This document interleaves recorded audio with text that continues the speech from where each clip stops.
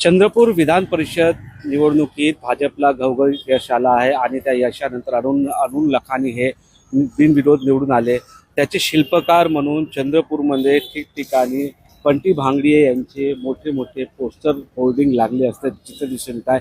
विशेष बाब म्हणजे धुरंधर म्हणून त्यांना उपमा देण्यात आली आहे। मोठ्या संख्येने चंद्रपूर शहरामध्ये अशा प्रकारे बॅनर लावण्यात आले आहे। विजेचे शिल्पकार म्हणून त्यांचा उल्लेख करण्यात आला आहे। ठिकठिकाणी अशा प्रकारे बॅनर लावून चंद्रपूरमध्ये बंटी भांगड्याची एक मोठी एंट्री होताना दिसून येत आहे।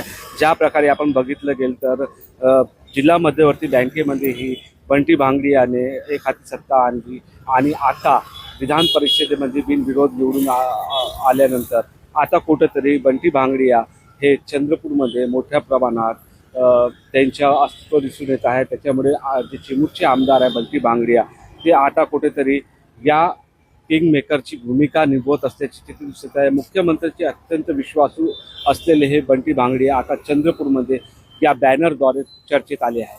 निलेश दहा TV9 चंद्रपूर।